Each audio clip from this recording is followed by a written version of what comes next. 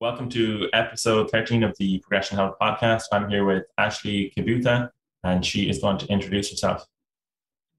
Hello, thank you so much for having me. Yes, as you mentioned, my name is Ashley Kibutha, and I am a registered dietitian. So I grew up in the US. I'm actually from Minnesota, did all my education there. And currently, I am now practicing in Kenya in Africa. So I've been here the last 2 years. So in my previous position in the US, I worked in the supermarket industry. And that is where I approached them sort of with this idea that, we should have a supermarket dietitian because this is really where people are making, their food choices. They go to the doctor who then refers them to, the dietitian, and they get a nutrition prescription or a particular diet to follow.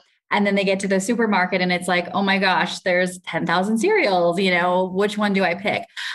So really kind of working to kind of close that gap and really show people, hey, this is the exact cereal based on your individual needs.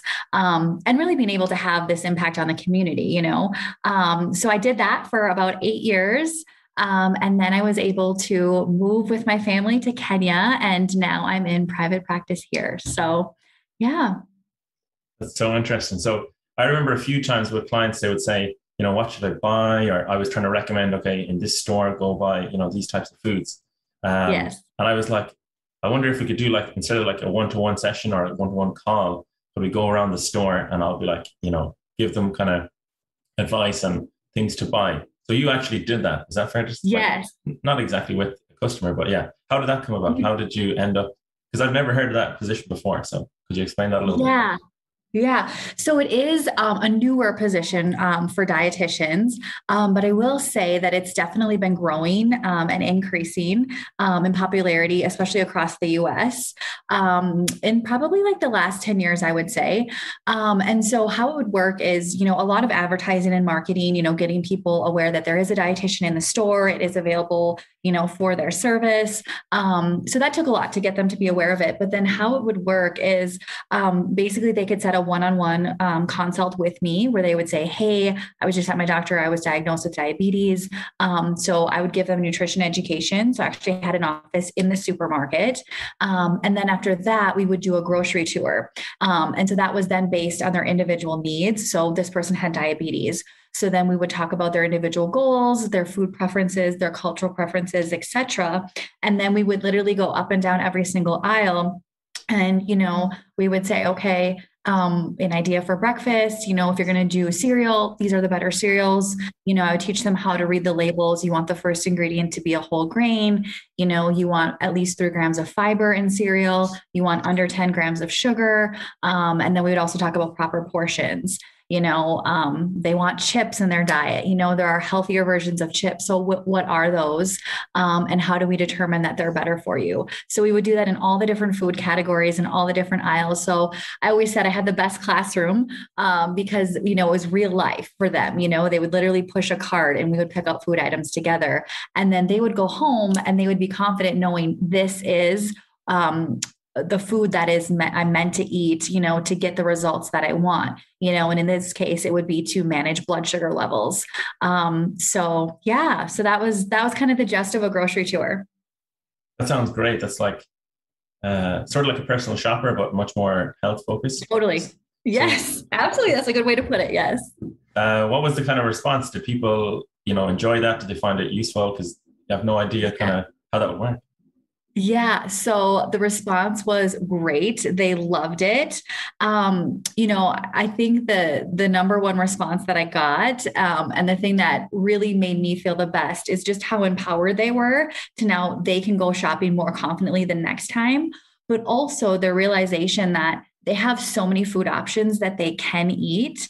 So many times when somebody gets a diagnosis of diabetes or heart disease or whatever it is, just talking about chronic disease, for example, or even people, especially kids with, food allergies, it's always what they can't have. and we don't focus on what they can have. And so by them seeing that their cart is literally overflowing with options that actually look, tasty and enjoyable, I think was such an incredible experience for me and for them, to know that, hey, this is something I can do. And this is something that's sustainable because I'm going to enjoy it. And I have all of these options. So I'd say that that's probably the best outcome of it, but definitely very, very well received. Right. Yeah. I'd imagine so, just for myself thinking, but it's hard to know the general population. So Yeah. what were kind of some of the typical foods you'd recommend, some of the food aisles you'd recommend, and some of the foods you'd typically be telling people, I guess what were the kind of common lessons that people wouldn't have been aware of that you were like, okay, so you actually want to go for this instead of that? Yeah. So there's so many, because as you know, there's so much misinformation. Oh my gosh. Myth busting is like my favorite thing to do. And the grocery store is like the best place to do it, because there's so much misinformation that people get on social media, things like that. Marketing, even on the front of package of food, is so deceiving, so to be able to show them that, I think was very intriguing. Gosh, what are some of the biggest things that they were interested to learn? That, added sugar, all the sources of added sugar, honey's an added sugar, maple syrup is an added sugar, things like that are technically like, come from a bee or come from the tree. They're still sources of added sugar. So talking about proper portions of that. I think them realizing that as a registered dietitian, I recommend regular cow's milk unless they have an allergy, and that it is a healthy food to have as a, part of their diet if they're not allergic to it. Showing them that carbs are an essential part of their diet and should be a part of every meal, and what are the good carbs? It's okay. Bread is good. You're not going to automatically gain 5 pounds of fat just because you have bread. And in fact, please have bread in your diet, and you can have it every morning if you want for breakfast or for dinner, as long as you're choosing the better option. And being mindful of those portions. And then it's also, what are you serving it with? These are just random off the top of my head, but potatoes, people thinking, oh my God, white potatoes, like you recommend those? That's healthy for me, and it's really interesting because if you look at the science behind it, and actually in the US population, it's the most affordable source of potassium in the American diet. And potassium plays an essential role in regulating blood pressure, which a lot of Americans have high blood pressure as an issue. So it's like we have this population that thinks white potatoes are bad when really we need more potassium in our diet to help combat some of these issues of chronic disease. Also, the whole thing with organic, I think that really blew their minds. So as a dietitian, I like to stay in my lane and, what is my area of expertise? And my area of expertise is how does the nutrition compare? If I'm going to take an organic carrot and I'm going to take a conventional carrot, for example, which one is more nutritious? And as a dietitian, they're equal nutrition. So it's your personal choice whether you decide to go for the organic or the non-organic. But I'm just here to tell you, eat carrots. So I think that was also interesting to them.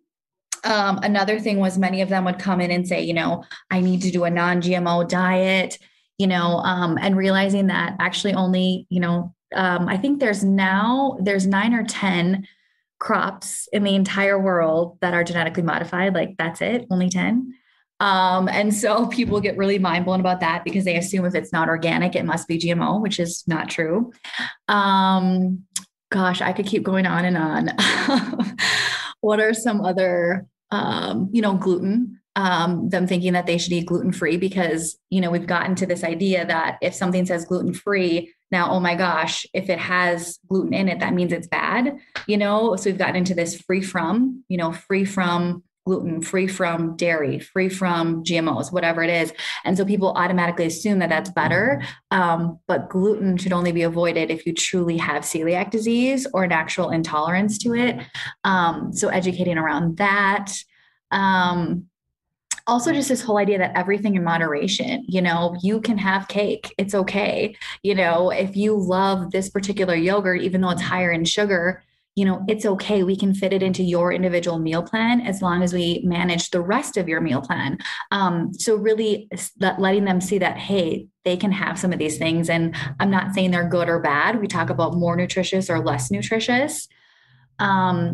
Another one, actually, this is huge, is that canned foods are bad for you and that fresh is always best.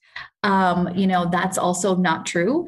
So I'll just kind of give a little bit of background on that. So as dietitians, we say eat all forms. So all forms matter is actually a campaign out there. If you look it up, it's really cool. So, you can do frozen, fresh, canned, dried, and then 100% juice. And so those would be the forms. And the idea is that you have a variety of them and that you don't focus on just the fresh. And here's why. It's canned and frozen are super convenient. They've already been cut, cleaned. I mean, you literally just have to pop them in the microwave or open the can, honestly, if you want to, for that. And then also they have a longer shelf life. They're not going to go bad. As I mentioned, more budget friendly. And then it just also gives you this different variety of textures and things like that. And also, if you look at the seasonality of fresh, I mean, you're going to be very limited if you don't allow canned or frozen and things like that. And then from a nutritional standpoint, when something is fresh, it's picked off the vine or the tree or whatever. And once it's picked off, like let's say a tomato, for example, those nutrients slowly begin to break down over time. It's still very nutritious, but they're slowly breaking down. Now, when something is canned or frozen, it's picked off the vine. And then within 3 to 4 hours, it's either canned or frozen. And now those nutrients are locked in. They can no longer degrade any further. And so it's not to say one is better than the other, but that we should really have this balanced approach and include all of them for the variety of nutrients. And then, as the other factors that I had mentioned before. I should probably have one other thing. And like I said, I could go on, but here's one other really interesting thing that people find is that not everything should be raw. Like, you don't have to eat, you hear about the raw foods diet, for example. So people are like, but I shouldn't, isn't it better to have raw spinach or raw kale, or, I shouldn't cook those things, right? Because I'm killing the nutrients. And that's actually not true. In fact, in many vegetables and fruits, for example, when something is actually cooked or canned even, sometimes you have a higher nutrition component. And that's because the heating process actually has broken apart the bonds that have the nutrients locked in. So that cooking process releases them, so the nutrients are more freely absorbed into your body. So you're actually getting more nutrition, actually, when you cook things. So 2 examples are like kale or spinach, and then tomatoes. When they're cooked, you actually get more nutrition from them versus when they're raw. And that's just one example. So. Well, that's so much. That's so interesting. And I know what you're saying about the misconceptions, because in the grocery store here, I see they have an aisle or like a full shelf of like keto. And I'm like, you don't need a specific shelf to have keto as your options. You just buy, foods without carbs. It's kind of silly. And it is. It's all, so there's so much. So it's interesting you say that, because it's, it's all marketing, right? Supermarkets have to cater to what people want, and so their idea is like, let's make it as easy as we can for what these people are trying to find. So it's really hard because, working in the supermarket, you want sales, but you also want to be there to educate people, but you also can't force it on them, so it's a really interesting place to work. Oh yeah, absolutely. Like, I was at a seminar over the weekend. I'll probably talk about this a lot, but no, go ahead. We were talking about the obesity.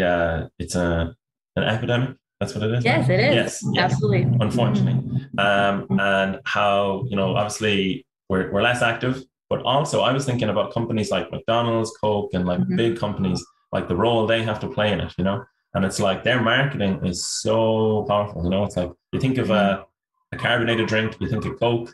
You think of eating out of the home, like fast food, you think of McDonald's. They spend so much money on their marketing budgets. They have like mastered it. And it's really, scary about how powerful that is. So that was just something I was thinking of recently. And then you talked about empowering the customers. And we were talking a little bit like over the weekend about self-efficacy. So could you talk about that and just how important that is for people who want to improve their nutrition, like in a supermarket, for example? Maybe you could compare like someone with low self-efficacy versus someone with high self-efficacy. Mm-hmm, mm-hmm. So can you kind of elaborate a bit more on, or kind of maybe state it in a different way, that question that you have? Yeah. So somebody is going into the store and their Mm-hmm, self-efficacy, or kind of, I guess, their confidence in their ability is low. mm-hmm, mm-hmm, And all the marketing is, they're like almost like at the hands of the marketing that's there, all that the mm-hmm, setup of the store. Whereas maybe someone mm-hmm, with higher self-efficacy or just belief in mm-hmm, their ability, mm-hmm, they'll go around. Someone like you, for example, you have high self-efficacy with nutrition. mm-hmm, You would shop totally different to mm-hmm. someone Yeah. like that.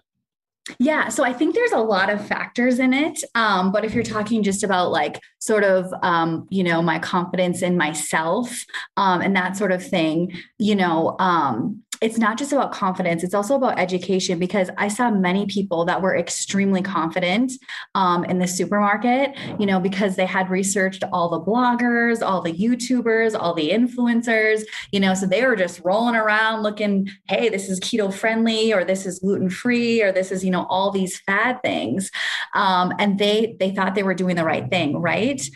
So they may have the confidence, but do they have the education? And so I think that that's also a huge thing as well. And then you may have somebody who has low confidence, in their abilities in a supermarket, and they may recognize that, and they may be trying, but you're right. Then the marketing is going to play more into them, and things say, oh, it's made with whole grain, or, and then they're just like, okay, I'm going to take the word for it, the front of the package, rather than, kind of doing a bit more kind of research, or looking into it more, what are the ingredients and things like that. I hope I'm answering that question right. But I think that there's so much that goes into, at the end of the day, I think you're kind of looking at, what influences the shopper to buy certain things. And I think that there's a lot of things that play into that. So as we mentioned, it's your confidence, it's your self-efficacy, it's also your education, it's also, where are you getting your information? Is it from a legit source, or is it from, like I said, the latest fad diet? Are you believing the marketing? Are you, aware of how much the marketing is influencing you? Also, it's about budget. Maybe that these other things are better for you, but sometimes healthier foods can be more expensive. And so that's why it's important to talk to a dietitian who can say, yep, here's your budget, but we can still work within this budget to get you to eat healthier or eat more nutritiously. So there's so many different things, is it, do they have kids?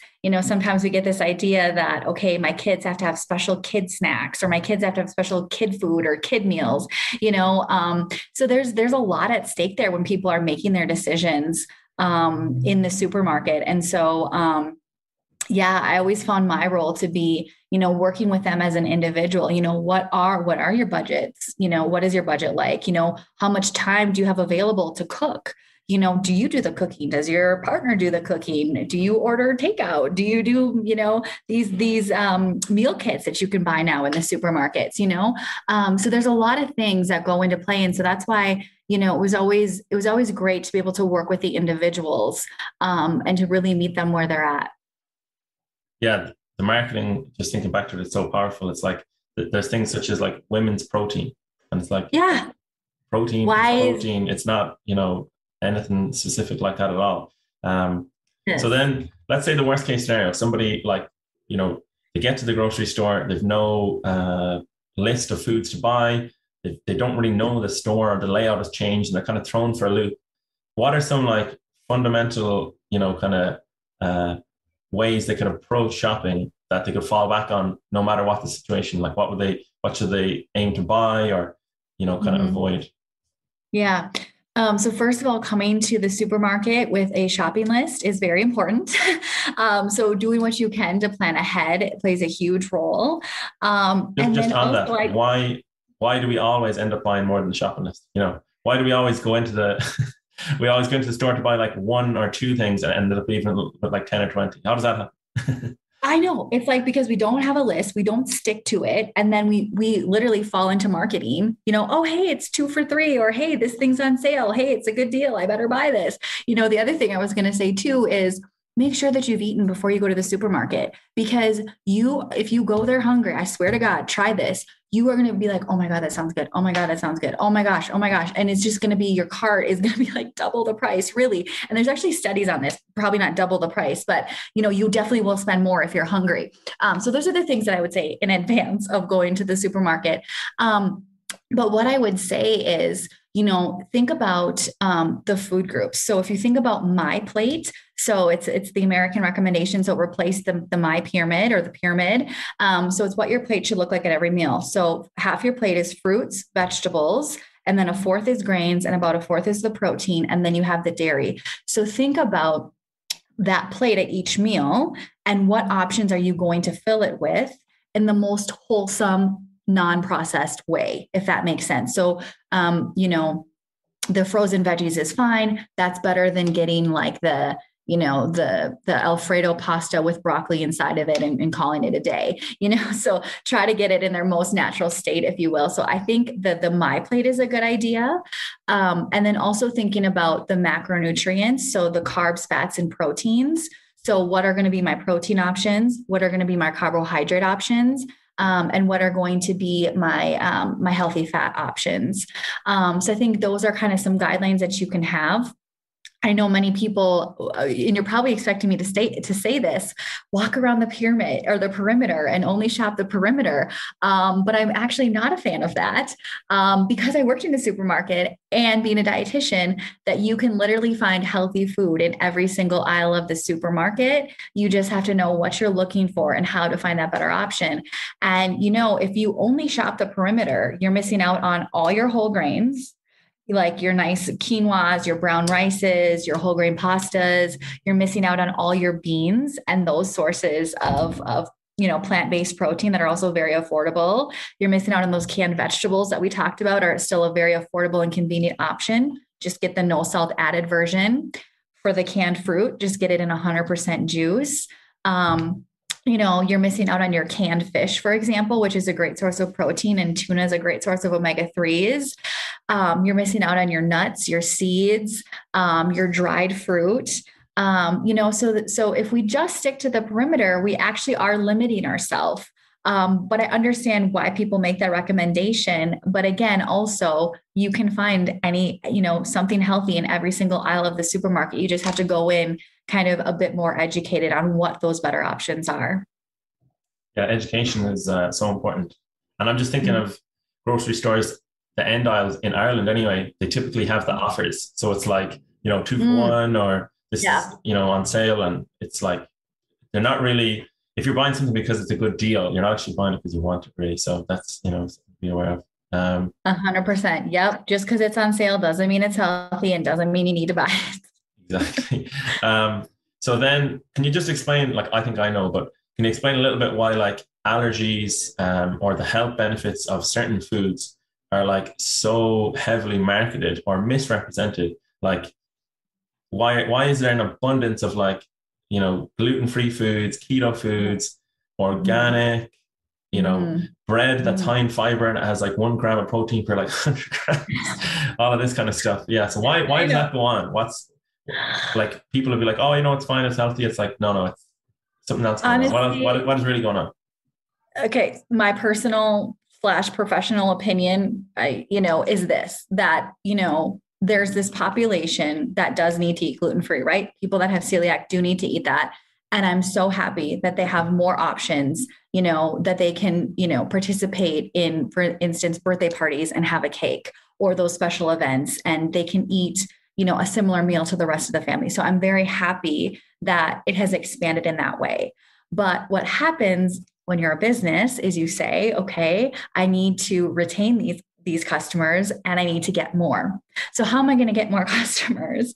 I'm going to use marketing for people that don't need to eat it. I'm going to make it sound healthier or like they should. And then we get into these food trends where we think free from, okay, this is gluten-free. Does that mean all foods with gluten are bad now because these are gluten-free and they're more expensive? And we start to equate those things. Keto diet, for example. By the way, do you know where that came from? How the keto diet originated? Yeah, isn't it from the medical association where some condition, is it autism or cancer or something along those lines, is it's very effective for treating a certain medical condition. Yes, Is that right? epilepsy, Epilepsy. epilepsy. So it's literally a medically therapeutic diet for people with epilepsy to help control their seizures, and it can be effective, But now, what did the diet industry and diet culture do? Turn it into a way to lose weight. What did the diet culture and the diet industry do? Turn gluten-free in a way to lose weight or a way to be healthier. So I would say it's the diet culture, the diet industry, all these things that are taking these things, and promising other results from things that are in the supermarket. And I also think that, of course, it's a business, right? So they also want to gain more customers. And so I think that they're trying to market towards other people. And I think that that's where that's coming from. It's really unfortunate, but yeah. Yeah, it's like they're overcorrecting. It's like, oh, we didn't have these, gluten-free, lactose, free foods or whatever before, but now we do. Mm-hmm. So we're going to make sure that everyone's like, 100% aware, when it's like, it could be 5% of the population actually has these conditions. Yeah, it's 1% of the entire world's population that actually has celiac disease. So I will say, there are some people that have an intolerance that will test negative to celiac disease. So I do want to acknowledge them. But the take-home message is that there are not a lot of people that have to avoid gluten, but it makes it look like there's a lot of people. And then what ends up happening is, because of these health halos, now it's free from gluten, it must be better. So what I'm going to do now is I'm going to buy my kids gluten-free cookies, and they can have them every single day because they've got to be healthier because they're gluten-free. It's like, oh my God, they actually have more sugar. They actually have more salt. They actually have way less fiber than if you were to buy the regular cookies, because they've had to make it palatable and taste similar to a regular cookie, so then you also have that going on as well.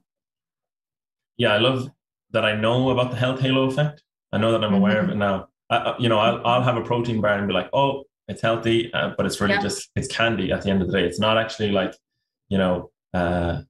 as healthy as it comes across. Would you explain the health halo effect, where it commonly comes up, and, I guess how to avoid it? Yeah. So, the health halo is really what society or what culture, maybe it's diet culture, marketing, when it's kind of common knowledge that this particular food is considered healthy. It's like almost this common thing, like, well, duh, gluten-free is healthier for you. Well, duh, yogurt is a healthy snack for you. Obviously kale, or, a protein bar, or something that says sugar-free, or something that says low fat, or, something that says, those sorts of things where no it's just like this, no salt added, or, coconut oil, somehow that got this health halo. Again, where did that come from? Diet culture, marketing, so there's so many of those things out there that are just assumed to be healthy. So they get sort of this like free pass that it's just, again, common knowledge. And then your average person who, doesn't know where to find the science-based research, or doesn't have a good source of information, or just doesn't know how to get that person. Many times people don't know the difference between a dietitian and a nutritionist, or an influencer and a legit professional, and so they're just going by what they see and hear and the common knowledge. So then they're going to be taking these foods, assuming that they're healthy, when actually, what is the research saying? What is the science saying? What are the professionals saying? So I hope that makes sense. Did I answer your question, or do you have any follow-ups from that? Yeah, I'm just thinking of how I first heard about it, and it was in McDonald's. So it's like an interesting sort of like little case study. So in McDonald's, they were like, right, I always imagine the people at McDonald's are like, they're like the Illuminati or something, like, they, because they're like, so McDonald's, everyone knows that McDonald's is not the healthiest food choice, but it's like, how is it like the biggest company in the world? They know something, they're very effective. So so they were like, right, sales are down a little bit, or we want sales higher. What are we going to do? How can we get the sales up? So they figured out somehow, like, they must have scientists themselves, whatever the scientific community is doing, McDonald's probably has better scientists, which is really scary. So they figured out that if you have a regular McDonald's meal, and in addition to that, you put a salad with it, that's pretty much the definition of the health halo effect. effect that I found, where people are like, oh, it's fine, I'm getting the burger and chips and Coke because I have the salad with it. And it it puts a health halo over the food that actually is not suiting your individual goals. Like the Coke is high in sugar, the burger is high in saturated fat, and so it kind of dupes people into thinking that they're eating healthy, but in actual fact, they're not. Yes, exactly. You made me think of another example with McDonald's, since we're talking about them.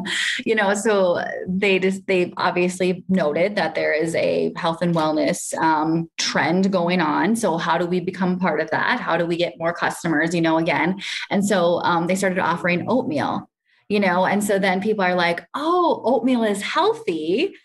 I'm going to go to McDonald's and get oatmeal. So even though I'm going to McDonald's, the fact that I'm getting oatmeal means that I'm being healthy, because the oatmeal has that health halo, without looking deeper into it. But how much sugar is in that oatmeal?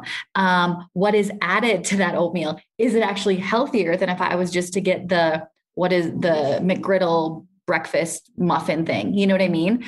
So that's also kind of just another example of this health halo, where these certain foods are just deemed healthy in any shape or form, no matter where you get them. And then people don't have to think twice. And then, kind of getting into this, I don't have guilt. I don't have food guilt, even though I'm eating the burger and the soda and the fries, but I have a salad, so I'm not going to feel guilty now, and that's a whole nother thing with diet culture and, dieting and things like that I think we're going to get into later. But that's, I think, what is also helping people to feel like, hey, I can have McDonald's because I have a salad, and because again, the salad has that health halo. Yeah. And really in that scenario, you're just taking in excess calories. Like, even though they're nutritious, they're excess calories. And it's just the last point on McDonald's. I just remember this anecdote from a researcher. So he was like a nutrition researcher, and he was like, I wonder how, McDonald's, how it affects the body and stuff like that in the gut. He was a gut researcher. That's what it was. So he had a son. He had a son who was 13 or 14 years old. And he goes, would you like to eat McDonald's every meal for 2 weeks? And the son was like, yeah, of course. So the dad was like, okay, cool. I'll buy you McDonald's every meal you want for 2 weeks. And after a week, and the dad was sampling his gut microbiome. He was doing tests on it. And he was like, the son was like, please make it stop after a week. Some shorter than the 2 week period, a week or 10 days. He was like, please. He's like, I feel so sick. He's like, I don't feel healthy. And they looked at the gut microbiome, and it had destroyed loads of the healthy flora and stuff like that. Yeah. And it it happened over 10 days or a week, but it took something like 6 or 8 weeks to restore the gut flora, So it's I don't want to demonize the ultra processed food. And that's what I want to talk about next. So could you talk about why it's not good to demonize food or put food on a pedestal, like a health halo kind of effect? I love that question. And I think it's really important because of kind of the things that we've talked about with diet culture, and what that's done to society and what that's done to our mentality around food. And so, sorry, what was your initial question? You're going to have to edit this. Well, you can talk about diet culture if you want, because that's very relevant, and we'll talk about it anyway. But yeah, demonizing foods. Why is it not, a food might be healthy, but demonizing it actually causes more of an issue, which is kind of counterintuitive, because you're like, it's bad, I'm going to label it bad, and that's the end of it. And it's like, no, actually, that's the worst thing you can do. So why is demonizing foods or putting certain foods on a pedestal not a good idea? Yeah. So first of all, so demonizing foods. So first of all, I don't like the approach of this is a bad food, this is a good food, or I'm going to feel, this is morally better to eat this versus that, that is showing an unhealthy relationship with food, actually, and it's not a healthy and positive relationship with food. And as a registered dietitian, we say eat everything in moderation and proper portion. And what you find is when you demonize food and you say this food is bad and you restrict this food, you actually end up binging on it later, or it manifests in other ways. And so that's how we don't want to demonize food. For example, people will say, carbs are bad. so I'm going to avoid carbs, and then it's like they end up, they're like, fine, I can be fine Monday through Friday. And then on the weekends, they're just like going to go crazy on all these carbs and it's going to do more damage, things like that. So it's everything in moderation and proper portion. And again, really creating this healthy and positive relationship with all foods, and not giving foods this moral authority, and not allowing foods to make us feel this certain way, when it comes to our mentality around that. So I'm very passionate about that, because what diet culture has done is totally destroyed that, and made us feel superior or, inferior based on the foods that we're choosing and how often we're choosing them. Again, so as a registered dietitian, it's everything in moderation and proper portion.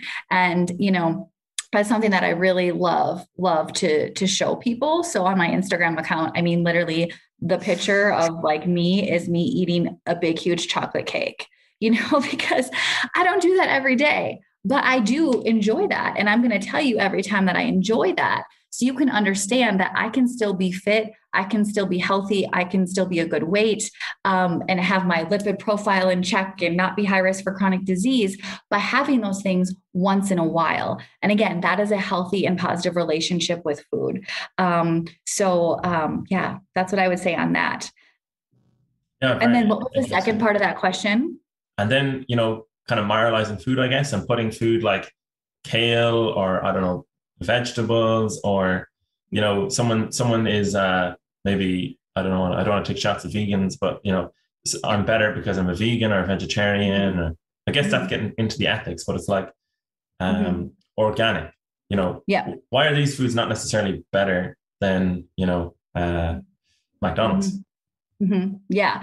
So there's a million ways that somebody can eat healthy, and so there's not just one way and there's not just a one size fits all, but really what works for you as an individual and what is sustainable for you as an individual.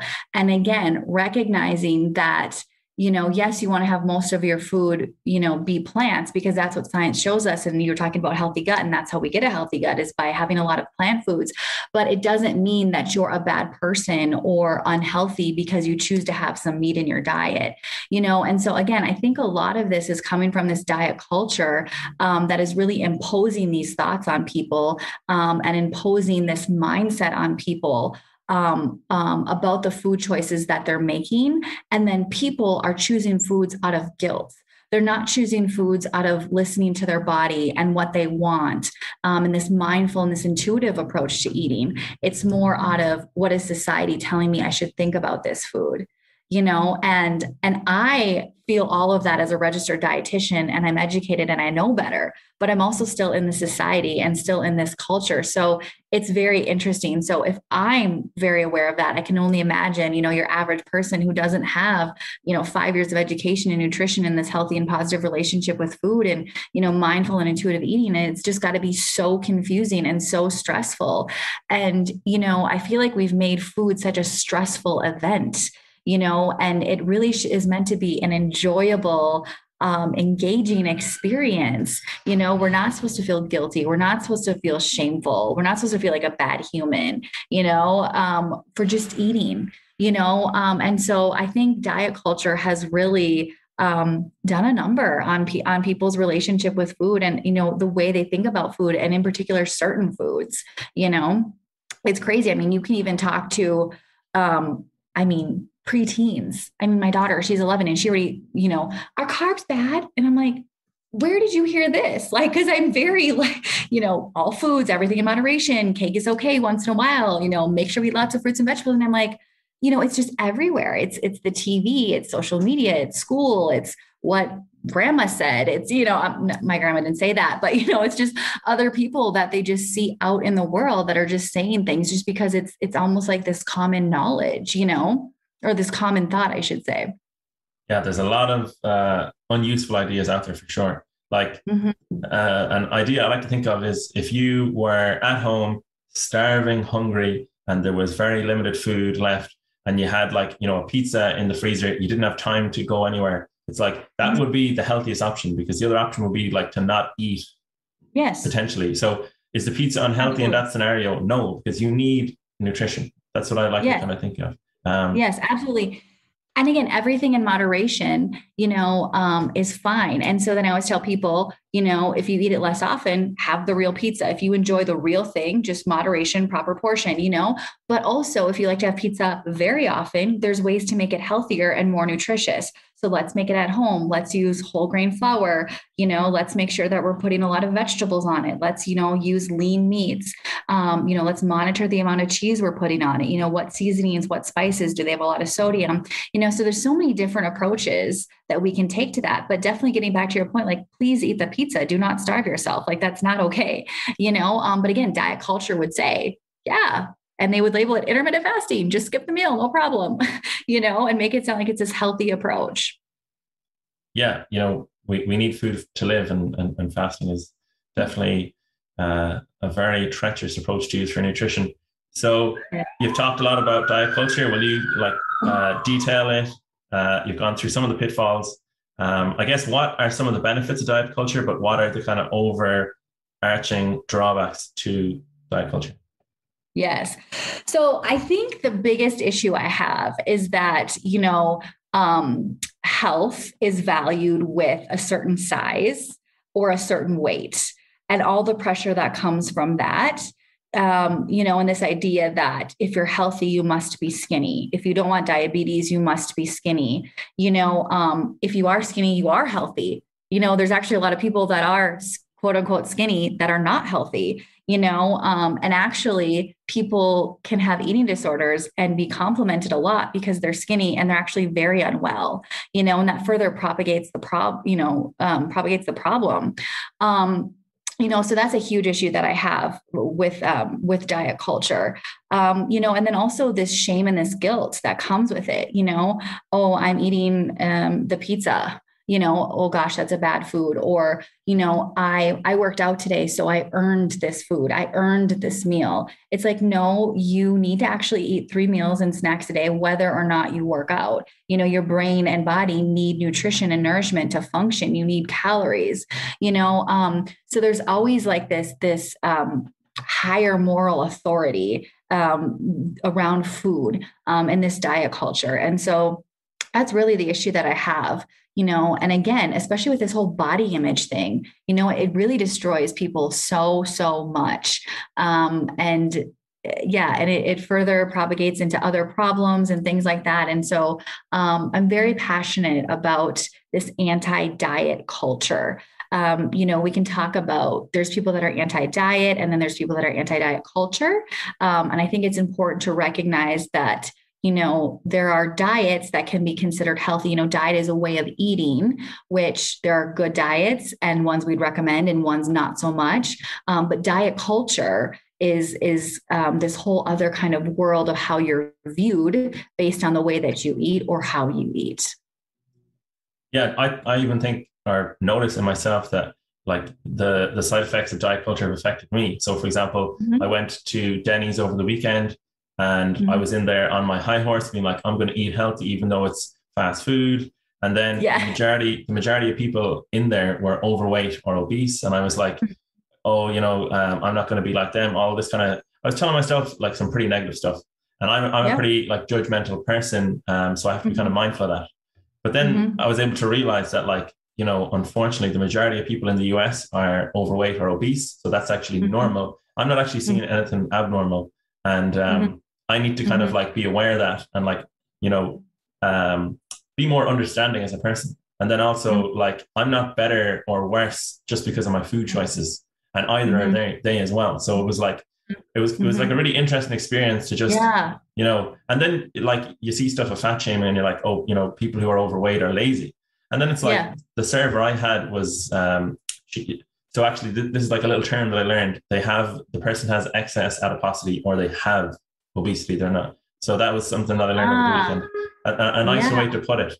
So this person, I like that. Yeah, this person had obesity, and she was amazing. She was like really nice. And like we had a conversation. She actually was helping me out as well with some other things. So it's like, basically diet culture is very pervasive, very subtle, and really like toxic. It is. It's very, very toxic. Absolutely. And so kudos to you for recognizing that and being able to acknowledge that so you can be like more mindful about that. Because I think a lot of people, it just comes natural and they're so unaware of it because it's so ingrained in us because it's kind of all we've known, right? So I think it's great to see that people are becoming more aware of this and more mindful of this. And I absolutely love the approach that they have obesity rather than labeling them as obese. You know, these labels don't do people justice. Just like we had this conversation, I'll never forget this in undergrad, where it was like, these patients are not diabetics. They have diabetes, you know? So it's that same concept, recognizing that, you know, in fact, it is a condition and it doesn't label the person and that's just what they are. And that's just how they're known, you know? So I think that that's really important. And I really, really appreciate that. And then I think, you know, we can look at this and say, you know, what is the reason for that? And what are we doing as a person and as a society, you know, to help the society be healthier? You know, what are we doing? Because we didn't have this obesity epidemic before. So what are we doing to make the healthier choice the easy choice, or, you know, things like that? Because there's so many reasons for this obesity epidemic that we have. Yeah, exactly. It's not like some people, you know, they are actually trying their absolute best and they're still going to have health problems. And that's, you know, that's fine. You know, the best they can do is the best they can do. So blaming people actually makes the situation like infinitely worse. Absolutely. So we're kind of talking about like a little bit about like health at every size, and then and then also like anti-diet culture, I guess. So over the weekend at the seminar, it was the barbell medicine seminar, and the guys were talking about their approach was, you know, they're pro health at every size, but also you can't deny the facts that excess adiposity does reduce your longevity over the long term. So I was kind of like, this is so nuanced. It's like, it's so tricky to kind of fall on the right side of it, or, you know, it's almost like we're updating how we view health on the fly right now, you know, because I guess it's changing so much. So I guess, you know, enlighten me a little bit as someone who's more experienced with nutrition and health and stuff like that. So, you know, what's the kind of the best approach, I guess, or what's an approach to the health at every size movement and dieting and the anti-diet culture? So I love that. And I think it's this, you know, more positive approach of just appreciating that your ideal body weight for you is not my ideal body weight for me, you know, and recognizing the individual. You know, so many times people will say, well, I'm 5'4", that means I should be 120 pounds. And it's like, if I was 120 pounds, I would not be okay. You know, for me, that's not a good weight for me, you know? So I think it's about recognizing that what is the best weight for you, where you're not, you know, because so many times it's just like, if you're this weight, that means you're healthy, you know? But no, just to be healthy doesn't mean that my lipid profile checks out. No. Or that the scale checks out. No. What is my mental health like? You know, what are my exercise abilities? You know, what are my abilities to be able to do normal daily life activities? You know, and so that's looking at more of this holistic and big picture approach to health and wellness and to overall health and wellness, and not just your weight. You know, but again, we do have to acknowledge that, of course, if somebody is obese, they are going to be at a higher risk for chronic disease you know, some of these other conditions, but also being mindful that just by losing 5 to 10%, if somebody is obese and if that is a good goal for them, they can, you know, manage their risk for developing that chronic disease. So it's not that we have to get in this category of skinny or just say, oh, my BMI checks out that I'm not going to get diabetes. You know, it's definitely much more than that. You know, people that are slightly overweight actually could have more muscle mass than somebody who's, you know, skinny. They could have, you know, more athletic abilities than somebody who's skinny. They could be stronger, you know. So we have to, again, look at the big picture and not just say the scale says this, so I already know your story, you know. So more looking at it, you know, with this individualized approach. So I think that that's the best way to put it. Yeah. So then, like, speaking of an individualized approach, let's say somebody is listening now and they're like, well, I feel I'm overweight and, you know, I want to lose body fat. Um, From what I'm learning, it's like, focusing on losing body fat, that's great, but it's actually really, really hard to do.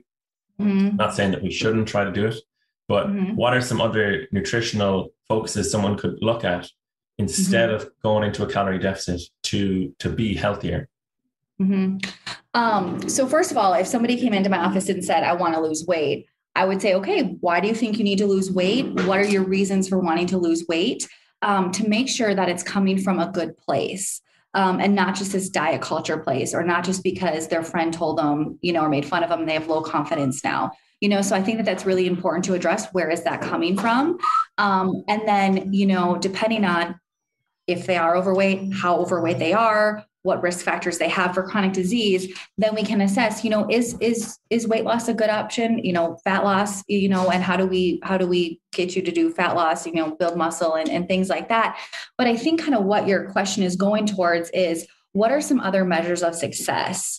And so what I call them is non-scale victories. And so many people, when they come into my practice, they're like, okay, so where's the scale?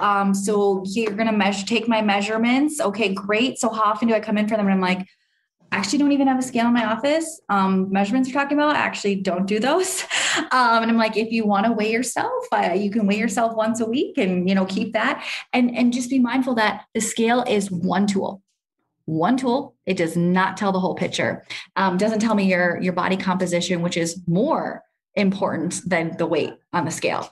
For instance, I've actually gained 10 pounds in the last year, but I guarantee my body composition has shifted and I actually am healthier now than what I was before. So again, the scale does not tell us the whole story. Again, muscle weighs more than fat, things like that. So the other non-scale victories I talk about is, how is your sleep? How is your energy? How is your mood? How are your bowel movements? Do you have gas? Do you have bloating? If we're monitoring lipid because they're concerned about, cholesterol levels or chronic disease, how is that? How's your blood sugar? How's your blood pressure? So there's really a lot of other ways to measure success and to measure health than just the weight. And so that's what I talk a lot about in my practice. Again, recognizing the big picture and that how you feel is so important. And in fact, more important than what the scale is telling you. So yeah. Yeah, that's interesting because there's actually, from media and magazines and stuff like that, we're told there's only a few ways to improve your health, but you're after given so many kind of other tools out there. So what are some of the kind of changes someone could expect to see by focusing on all these other tools, or like some sort of kind of progress? Like what are some kind of case studies you have where a client didn't focus on, or maybe they initially wanted to focus on fat loss, but then you were like, okay, here's an approach I want you to try. What have they noticed, I guess, in their health? Yeah. So they can still monitor their weight, but I don't like that to become an obsession because, again, it's not the whole story. But many times I always ask them, did you notice anything else? Because I don't want to prompt them. I just want to see what they recognize first. And it's so cool. They're like, I've noticed I have regular bowel movements and I have less constipation. And, I've noticed I've been sleeping a lot better. And I just have more energy throughout the day. One of my biggest things is I don't have to drink as much coffee. I hear that all the time. I have more energy to play with my kids now. I feel more confident. I don't know why I have this confidence, and I feel more alive, my moods, my mental health. So I get a lot of that, and then sometimes people will say, maybe I lost 1 pound, but I can really tell my clothes are fitting much bigger. Actually, I can tell the way my clothes are fitting. So those are probably some of the most common things that I hear. And it's so great for the light bulb to then go off for them to say, wow, I'm actually getting all these other benefits that I never anticipated, that I thought were fine, that I didn't think I needed to work on, that I'm actually now recognizing how much better I feel when I just started eating better. When I thought I just needed to lose weight, but actually there's all these other benefits I'm getting. So that's really, really cool to hear that from them. Yeah, great. So there's a lot more options to improve our health through nutrition than just the scale. Yeah. So the relationship with food that we have. Will you talk a little bit about why that's important? And then I guess like some kind of good practices to improve your relationship with food, and then other kind of things that, you know, people typically do that just they don't really lead to a healthy relationship with food. So a healthy relationship with food is so important, because if you don't have this healthy and positive relationship with food, you're going to be very stressed and you're going to have anxiety around food, and it's going to impact your mood. And it can be very anxiety provoking. You know, if you look at food as having moral value and you label food as good food and as bad food, you know, you're going to really struggle to go out to eat with your friends. You know, you're going to really struggle to go to a birthday party or to celebrate your own birthday party, you know, or if you're able to do that, then you're going to think you need to go run on the treadmill for 2 hours to burn it off because you ate the food you ate, or that's what you're going to do before going out to dinner. You know, so there's just all this stress and this excess negativity going on if we don't have this positive and healthy relationship with food.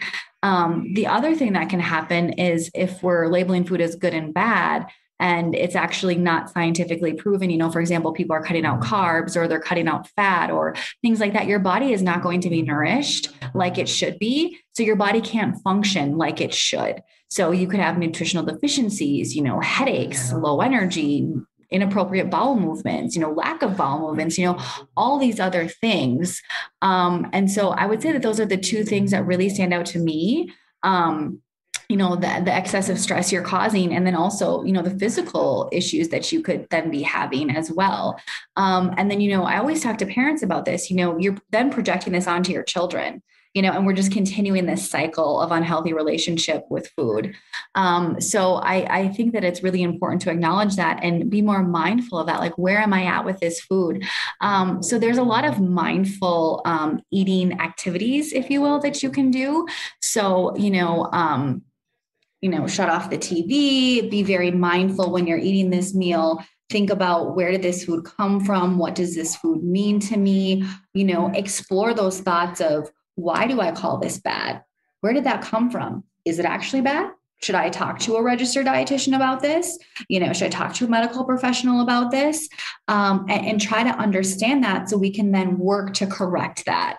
You know, it's really a journey. It's really a journey, because you can't just say, okay, I understand that carbs are no longer bad, but it's been ingrained in you for like 20 years. You know, you're not just going to say, okay, fine, I acknowledge it. You know, it's going to be these baby steps. And again, I just go back to, it's this journey, and small sustainable changes is everything. And then also, you know, what's on your Instagram feed? So if you recognize and you're more mindful, where am I getting these thoughts from? Okay, who are you following on Instagram? What's on your feed? What's on your Facebook? Who are the people you're hanging out with? What are they saying about it? You know, all of those kind of things. So just being able to recognize where that's coming from, and then look to the appropriate support that you need, you know, professionals, family members, things like that, that you're surrounded by, so you can help to change those thoughts. Again, there's a lot of mindful eating activities that you can engage in. There's also books you can read, and obviously professionals that you can see. Yeah, there's a lot of options out there. Something I notice in myself is when I eat with others, I'm much more mindful. I eat really slowly for some reason. And I find myself, I guess, because I'm aware that I'm with someone, so I'm trying to talk to them, and then I forget to eat. And then I'm like, you know, trying to shovel all the food in after. Whereas when I'm on my own, I'm just kind of like, I kind of zone out, watch TV or something like that. And that's very interesting. So then I feel as though we're talking, or we know the kind of fundamentals of like what's, you know, a healthy diet for us. What are some of like the fundamentals that people should like work towards to have a healthier kind of eating pattern, and avoid all the misconceptions we talked about? So are we I'm assuming we're talking for like the general population, right? Yeah. So if I was to make general recommendations, yeah. Or maybe even like your typical client, you know, someone that you typically see. Yeah. Yeah. So I would say, yeah, I would go with like, what is a generally healthy diet for people? Because many of the people I work with are, you know, chronic disease, trying to manage their weight, things like that. So I would go with that approach. So, you know, first of all, I'm going to go through just like what we should think about when we're making choices, and then what should be on our plate. And then also the timing of our food. So that's kind of how I'm going to arrange this. So first of all, we want to make sure that we have a very plant-based diet. And when I say that, I don't mean vegetarian. I don't mean vegan. I just mean that most of the food on our plate should come from plants. So fruits, vegetables, your grains, your oils coming from plant-based sources, as much as you can. And that's because you're getting a lot of antioxidants, vitamins, minerals to support your body, your immune system, metabolism, all of those things. And then also for your gut health. So plants provide the fiber, which is really the food for gut health. And many people don't recognize that. They're so focused on gut health, but then they're also the ones that are going carb free. And I'm like, but you need the fiber to support your gut health. So that's huge. That's something we really need to focus on. The other thing is, looking to our meat to be more of a garnish rather than half the plate. So thinking about proper portions about that, I think is huge, and choosing the leaner sources of meat, because meat can have saturated fat, which is the fat that increases our cholesterol levels. So not that you can't have red meat, but just managing the portions and then the cuts that you're having, including more fish, especially fatty fish, because of those omega-3 fats. So that's really important. And then fish is going to be low in saturated fat anyways. Choosing whole grains, or your complex carbs. So your brown rice, your brown flours, your brown breads, quinoa, bulgur, things like that would be important. And then and we talked about protein. So lean protein, you can do plant protein if that feels right to you, if you want to do that, if you enjoy that. Again, more plant-based foods is showing to be more nutritious. And then also dairy. So having low fat dairy, because again, dairy is going to have that saturated fat in it. So we want to manage that. I know many people are like, oh, I like full fat Greek yogurt, including myself. So I do have that, but then I manage the rest of my saturated fat from other sources throughout the day. So dairy is important for that calcium and vitamin D. But it's important to acknowledge that, not all dairy is fortified with vitamin D. So dairy doesn't naturally have vitamin D. So like in Kenya, we don't have our milk fortified with vitamin D. So if you're in the US, I know that it is. I know if you're in UK and other parts of Europe, you don't have it fortified. So again, pay attention to that. But you still are going to get the calcium. And then the other thing with the yogurt is that it also has probiotics, so that healthy gut bacteria. So again, we're very interested in gut health, and so much research is coming out how that impacts our immune system, our overall health, chronic disease, exercise performance. I mean, you name it, there's research being done on it around gut health. So that would be kind of some of the snippets of information, and making sure that you're getting at least 8 glasses of water a day to stay hydrated, as well to keep your bowel movements regular. And then of course, eating foods in their most whole form, as we talked about. So limiting process, not that process, we can never have it, but really having as many whole foods as we can, because it's going to be lower in added sugar, lower in sodium, which are 2 other things we really want to be mindful of as well. And then, so I would say that, and then moving on what your plate should look like. So the My Plate, so going to myplate.gov and just having your plate look like that at every meal. So breakfast, lunch, and supper, half your plate, fruits and vegetables, your source of grain, your source of protein, and then your dairy if you choose to, is really important. So that's kind of a nice, easy way to visualize it. So you don't have to remember all these things and just like, okay, yep, I have a plate at every meal. Here's how it should be portioned out. And then in terms of, what should our day look like in terms of a schedule of eating? I always get that question. And I feel like, again, there's so much misinformation with intermittent fasting and certain diets and things like that. So what I'd recommend to the general population is, having breakfast and then 2 to 3 hours a snack, which has 2 food groups. So that would be like a carb and a protein. So, like an apple and peanut butter, or an apple and a cheese stick, for an example, or an apple and nuts. And then you would have lunch 2 to 3 hours later, and then you'd have another snack 2 to 3 hours later, and then you would have dinner. And if you want to have a bedtime snack, that's fine as well. That's going to keep your metabolism going. It's also going to, because you're eating regularly throughout the day, you're going to be able to eat smaller portions, and be more mindful of that. And you're not going to get to lunch and be like, oh my God, I'm starving. I haven't eaten since 6 a.m. Just give me everything. I don't even care. And then you shove it down in 7 minutes and you're like, 10 minutes later, you're like, oh my God, I overate. So that also just allows you to be more mindful And then the different eating occasions, so like the snacks in there, allow you to get more produce in, so more of those plants in your diet, which allow for, more nutrients as well. So it's kind of how I would break it up. If you were to ask me kind of in a nutshell, what is my advice around that? Yeah, there's so much to work with there. And I think the biggest thing is to be plant-based, but you don't have to go vegetarian or vegan. I find my digestion feels so much better when I eat more plants. It's just the hard part is getting them in and making them, cooking them in a way that is tasty, because, the ultra processed food out there that's low in nutrition, low in protein, low in fiber is so much tastier and so much easier. So it's like a little constant battle between getting the vegetables in and avoiding, over consuming the ultra processed food.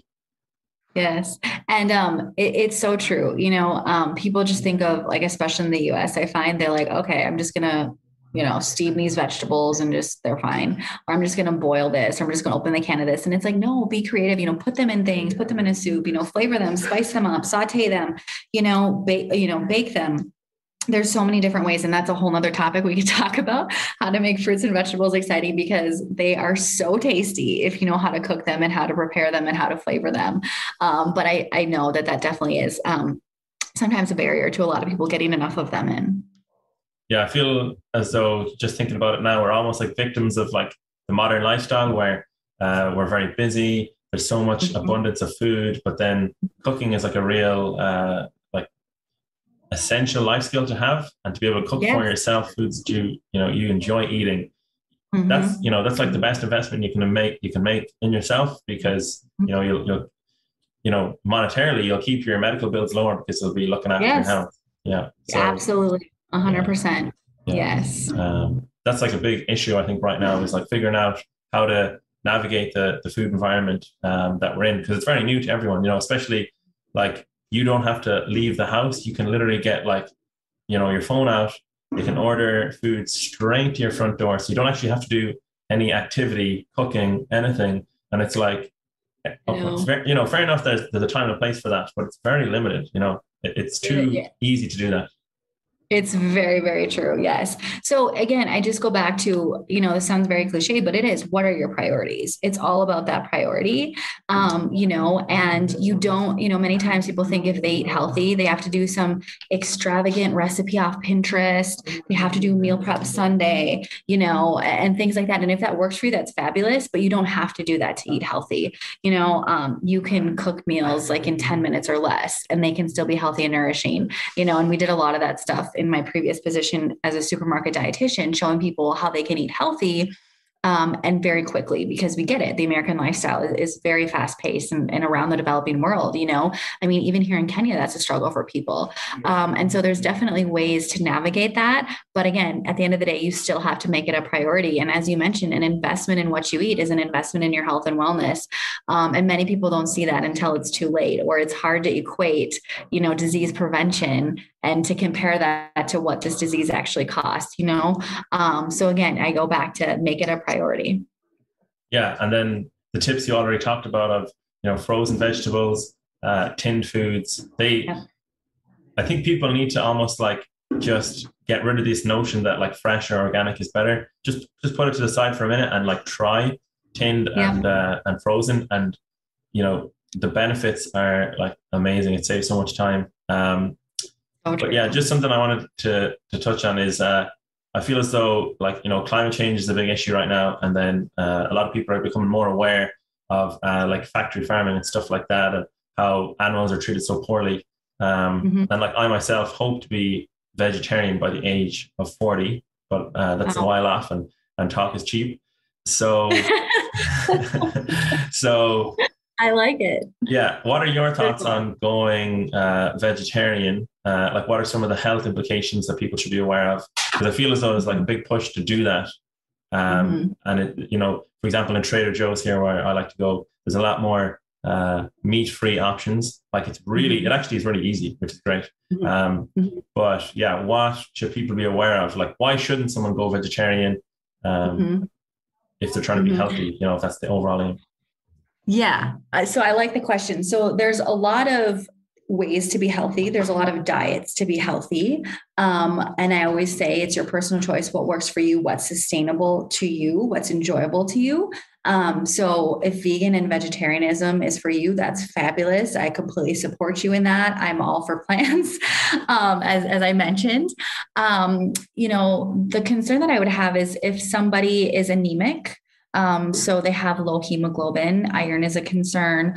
If they're deficient in B12, vitamin D deficient, and some other, maybe some specific diseases, then maybe that would be a reason not to. But other than that, it's usually typically very healthy to go that way because again, you're getting so many plants and so much other nourishment. But you have to really know what you're doing.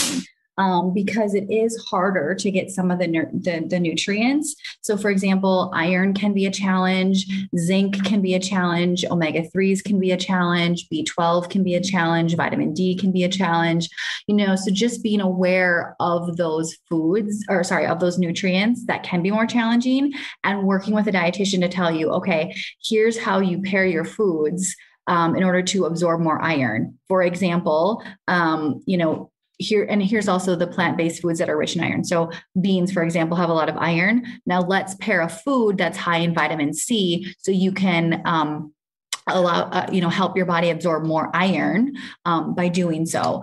Being aware of what foods have zinc, what foods have omega-3s that are plant-based, things like that. And you can absolutely do that. But again, just be more mindful of how you're pairing them. And then also, if you feel lack of energy and things like that, just being able to assess because it is easier to get some of those deficiencies, but again, you can be so healthy and do it in such a great way. And there's many very, very successful people that do it. One of my really good friends here, actually, she is I wouldn't call her a bodybuilder, but she's very into strength training and she's a personal trainer and she's absolutely vegetarian. So she's very successful with it, so you definitely can do that. You just have to be a bit more educated on some of those nutrients. Yeah, for me, it's like a nice idea, but I know if I was to try it for one day, like it would be a nightmare because there's so many changes I have to make. The food environment isn't set up for vegetarians. And yeah, it's like, I really need to be clear about why I'm doing it. Like I might do it out of like kind of moral reasons, feeling like, oh, I'm a good person for doing this. Yeah. And that's like, that's nice, but it's like, it's not really sustainable. Like you can't just be like, having your salad being like, I'd love to have some meat. Yeah, exactly. And I think that's a really good point. So knowing your why for doing it, and then also realizing again, that this is a journey. And so it's not like you wake up one day, January 1st of 2022, and you're saying, I'm going to be a vegetarian today if you've been a big meat eater for like the last 25 years of your life. You know what I mean? So being mindful that it is a journey and that's the way that you can be most successful. So slowly adding in more plant-based foods and, maybe some more plant-based proteins. So maybe, 2 or 3 times out of the week, you're going fully plant-based, see how you like it, see how you do, see how you feel, so I would encourage people to think about it like that. But also there's this new term out there called a flexitarian. And this is how I would identify myself. So I eat very plant-based, but I do have meat occasionally. So I'm not like saying I can never have it.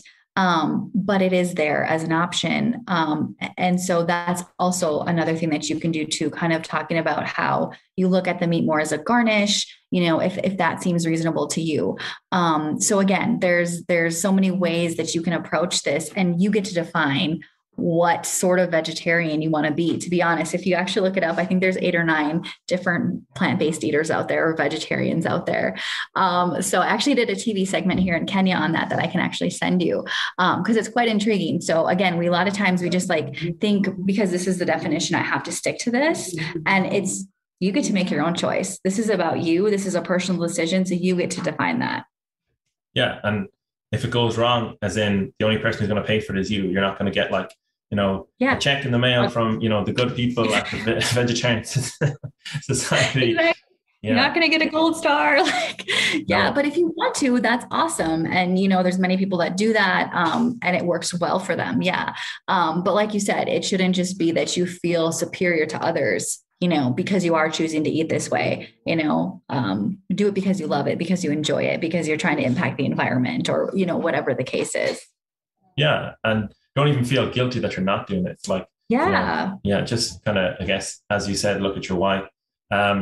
So I've taken enough of your time, but just something I want to touch on is the fact that you're in Kenya and how the food environment is different there, or if it is, or what are the difference actually between the food environment there versus like the US or Ireland, where I'm originally from? Yeah, love the question. So Kenya is very dynamic. That is like probably if I had to define it in one term, that's what I would say. So the traditional way for Kenyans to eat is very fresh, very whole food, very minimally processed. Their meals are going to be a lot of vegetable and then like a starch. So whether it's rice, potato, or this maize flour food that's called ugali, and then a protein, which usually is meat. They love meat here. And so that would typically be, but some communities, and then if people have less income, it's going to be a lot of plant-based proteins. So a lot of beans and lentils are very common here. In fact, I love all the varieties of beans and lentils, and I never knew that so many existed. So I would say that, the way that it's different is because of the weather, everything's fresh, and a lot of whole foods. And you can get it all year round. And in fact, fresh and healthy foods, unprocessed, are cheaper than processed foods. Like it's the polar opposite. So honestly, if you're going to buy, so like if I buy like sugar cereal, for example, so in the US, what is it? Like $4 a box or something like that? Yeah, I can't remember the last time I bought some. It was, it's about 4. Yeah. It ranges 4 to 5 or 6. If I buy it here, it's $10 to $15. Seriously. And then maybe I can find some local brand for maybe so they're $6. ahead of the, people would say Africa's the third world continent, but it's like they're actually on the sugar tax ahead of everybody. Are they? Right. Yeah. They don't actually have the sugar tax, but yeah, like if you want to be on a food budget, like you better be eating unprocessed healthy food. To go out to eat that's the way it was all over the world. Yeah. Yeah. I mean, okay. So if we would order Domino's pizza here, Domino's, like the same brand in the US, if we were to order, 2 large pizzas, maybe a side of like 6 chicken wings, and a small thing of garlic toast, that's going to be $50 here. When in the US, you can get like a Friday deal for like $20, right? Yeah. They can't give you a good enough deal here. And I even see that there's some robots delivering it somewhere, or they're trying to do robot delivery of some pizza company. So yeah, it's crazy. It's like, they're like trying to engineer the activity out of the food. And it's like, we used to be hunter-gatherers. It's crazy. Yes, it is. So I would say that it's much easier to eat healthier here and more whole food, and it's much cheaper. So if you're on a food budget, you're like, well, got to eat healthy. So I love that. I love, love, love that. But I will say it's also becoming quite Western. Like it's way more Western than you would ever expect, because fast foods are becoming more of a thing and they're becoming more popular, and their price is going down. It still is expensive, but it used to be way more expensive and less available. And so that's also, it is coming down. It's becoming, again, like fries are everywhere. I mean, you can find them everywhere and you can get them very cheap. Whereas before that wasn't a thing. So I've been coming here since 2009. And so just to see, over that, like 10-year period, 11-year period, how drastic it has changed, where more fast food has become more available. The price has come down, believe it or not. So that's very interesting. And I do want to note that this is something that's very intriguing about Kenya, is that your ability to eat processed and fast food is a status. If you're overweight, it's equated with your status, because remember, many Kenyans don't have money for food. It's a higher level of poverty here than, for example, in the US. And so if you can afford the processed foods and you're overweight, it means you're rich and have money, and therefore you have a status that's associated with that. So it's very intriguing. So if you go to like the village, so like the rural areas, think of like small town USA, the grandmas and the grandpas are going to be like, wow, you look so good. You must be having a really good job. Your marriage must be going well because you're overweight. That looks really good to them. But like for me, I work out, I eat healthy. They think my life is stressful and not going well. So it's very interesting how it's very different. It's almost polar opposite the way that it's looked at. But again, then if you're in Nairobi, which is a cosmopolitan city, you have very exposed, very educated people from all over the world here. There's those that, you want to look healthy, you want to be fit, you want to buy the organic, you want to shop in the health food section, things like that. But you have this middle class of Kenyans who are very proud that they can afford the Domino's pizza for $50 and, very proud that their child is a bit overweight. So it's a very interesting dynamic that's happening here. So you have your work cut out for you with that kind of dynamic, but I do. Yeah. But anyone from the West who wants to go and go on a nice holiday, because I know holidays can be tricky because you're like, oh, the holiday weight gain. You can have a healthy holiday in Kenya and, have all the benefits. You'll love it. You'll love it. And we have seriously some of the most beautiful beaches here in the world. And you'll have all the fresh tropical fruits that you could ever imagine just right on the beach. Yeah. And you seem to be flourishing there as well. So, that's a testament to what you just said. Yeah. Is there anything we didn't go over or anything you want to mention that you have coming up that you're doing that people might want to hear about? Not at the moment, but I think we covered a lot of stuff. In the world of nutrition, there's always so many things that we could, dig deeper into, take a bigger dive into. But I think we covered a lot of good things. And, if people have any questions, they can feel free to reach out, on Instagram or email, things like that. I'm sure you'll take that in this podcast somewhere. But yeah, I don't think I have anything else to add, but thank you so much. I think these were great topics and a very intriguing conversation. Yeah, brilliant, Ashley, and especially the topics around the supermarket shopping. I feel so people could learn so much from your work. So I'll include your info in the notes. So yeah, that is it. Thank you very much. Wonderful. Thank you so much.